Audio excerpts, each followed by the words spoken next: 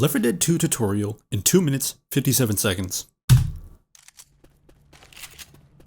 Now, if you're just seeing this for the first time, hi, but also, you might be wondering what this is.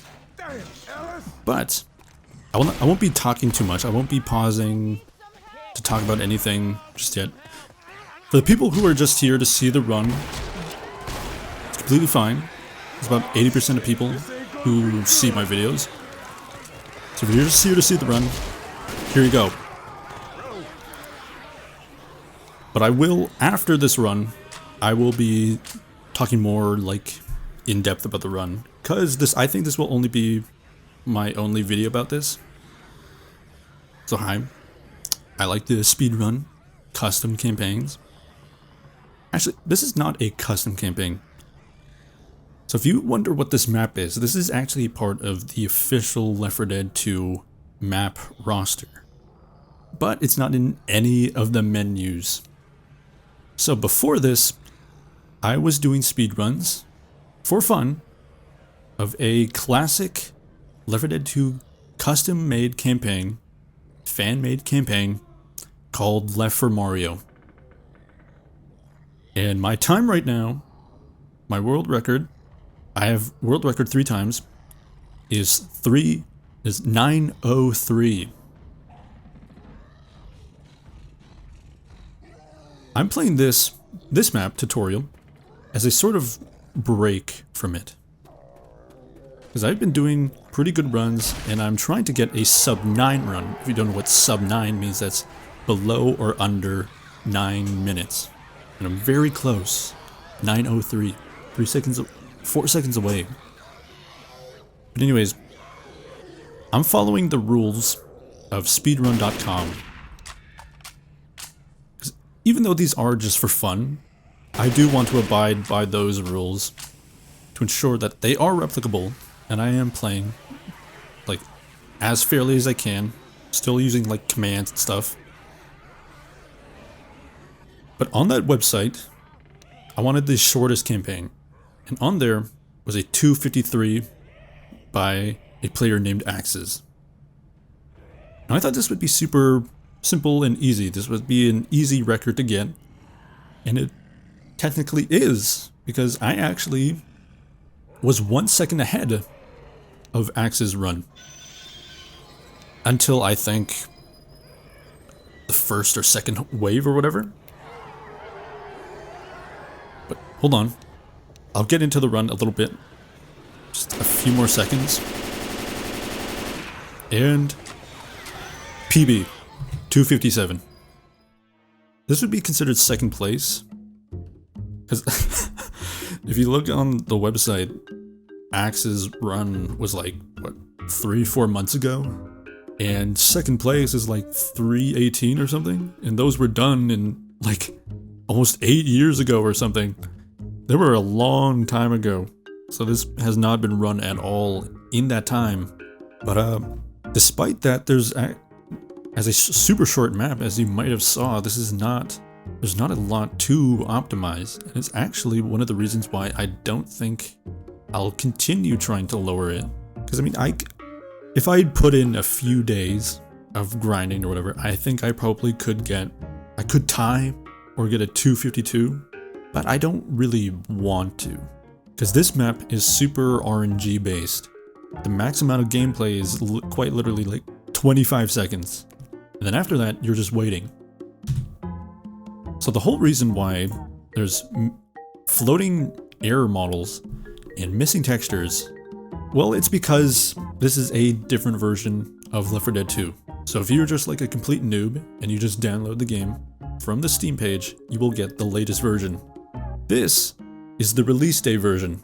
Other like campaign speedruns, they manipulate and exploit upon the different things featured in the different patches and updates and versions of the base game to get faster times. And every campaign has like a specific version dedicated to it. But for this one, for the tutorial, those floating error models at the end are supposed to be a train.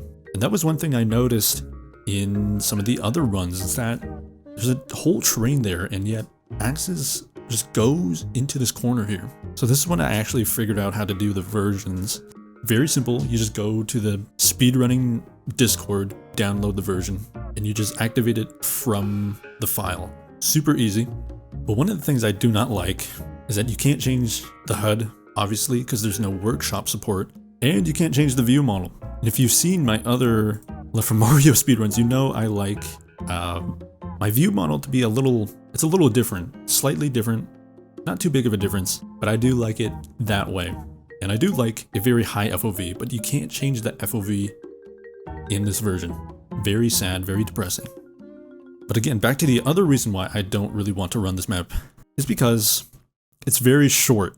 You just down the bots, about 8 to 10 seconds, out of the safe room, into this sort of like mainish area, go up the stairs, go on the railings, and you B-hop to the button. In total, this takes about 18 seconds on a good run.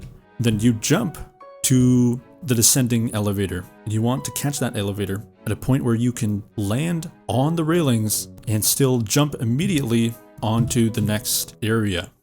But as you can see, and as you might expect, there's not a lot of time to really save here. There's not any strats, any big strats here.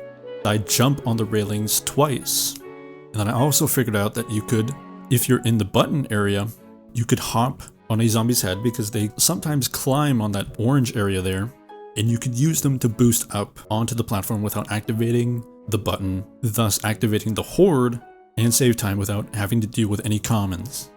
Slightly faster, maybe about 3 seconds faster if you do it really, really well. Perfect. But again, this map is super RNG based. It's random. So essentially every time you activate the finale and you go into the god spot, you are praying for a good roll of the dice. Good gamble. Because that's literally, there's nothing else to do but wait for everything to despawn, and that's it. It's not like the other map where I could literally figure out and jot plans, figure out strategies on the go. TLDR, it's boring.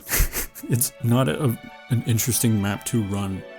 And this is quite literally the reason why I don't want to run this too much.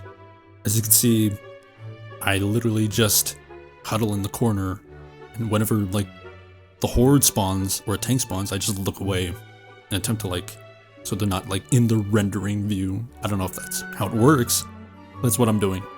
And then after the first tank dies, I run to this area here and I grab a Molotov, because commons spawn in the room here. They can spawn in that corner or the other corner to the right. I throw it to the left, and I get unlucky because commons spawn in the right side of the corner. And I don't know if it would actually save time, because obviously getting rid of the commons would be slightly faster, but I don't know if it really does too much, in all honesty. I'm quite literally just trying to figure out ways how to make this faster, but there really just is not. You just have to pray to God that you get a good run, that you've been a good boy for Christmas and you get exactly what you want. I mean, I probably could, if I spent a few days or a few hours grinding this, I probably could do it. I probably could tie it or get a second faster, but I don't really want to. My time is super decent anyways, 2:57. That would put me second place. If this is the first time you're seeing one of these, hello. And also, if you actually stayed this whole time, it would be nice if you could recommend other campaigns for me to try, because I do want to try other custom campaigns to speedrun. Me and my friends recently replayed another campaign called The Manor, which is based on the Croft Manor from the Tomb Raider series. That map was super cool. There's puzzles. It feels like a Resident Evil game. And I think that would actually just be super interesting to speedrun.